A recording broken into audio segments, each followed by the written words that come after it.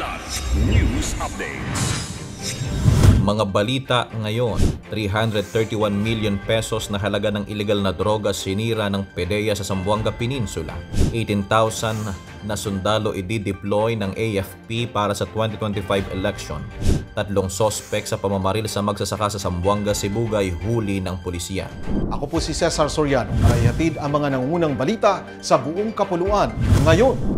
331.2 million pesos o tinatayang 48.7 kilo ng illegal na droga ang sinira ng Philippine Drug Enforcement Agency o PDEA Regional Office 9 kahapon sa Liberty Power and Energy Corporation sa Aurora, Zamboanga del Sur.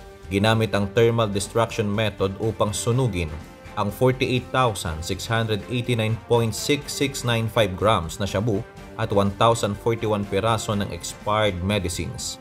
Alinsunod sa utos ng mga Regional Trial Court sa Pagadian City, Mulabe, Aurora at Zamboanga City. Ayon sa PDEA, ito ang pinakamalaking drug destruction na ginawa sa Zamboanga Peninsula hanggang sa kasalukuyan, na sinaksihan ng mga opisyal mula sa law enforcement, judikatura, lokal na pamahalaan at media. Kapahayag naman ni PDEA RO9 Regional Director Maharani R. Gadawni Tusok, patunay ito ng patuloy na laban ng ahensya kontra droga at ito ay isang mahalagang hakbang para sa drug-free na komunidad. Nakatakdang mag-deploy ang Armed Forces of the Philippines o AFP ng 18,000 sundalo para sa 2025 elections. Ito ang pagkukumpirma kahapon ni AFP spokesperson Francel Margaret Padilla at maaari paan niya itong madagdagan depende sa magiging sitwasyon sa mga unang linggo ng election period. Ito ay kung sakaling tumaas ang bilang ng mga election-related violence tulad ng ambush at encounters. Nanindigan naman ito sa tungkulin ng AFP na protektahan ang kapakanan ng bawat Pilipino at manatiling tapat sa katotohanan sa darating na eleksyon. Samantala, as of February 7, kinumpirma ng Philippine National Police o PNP na naitala sa Western Visayas ang unang kaso ng election-related violence. Kasalukuyan din kinukumpirma ng mga otoridad ang election-related incident na naitala naman kamakailan sa Central Luzon.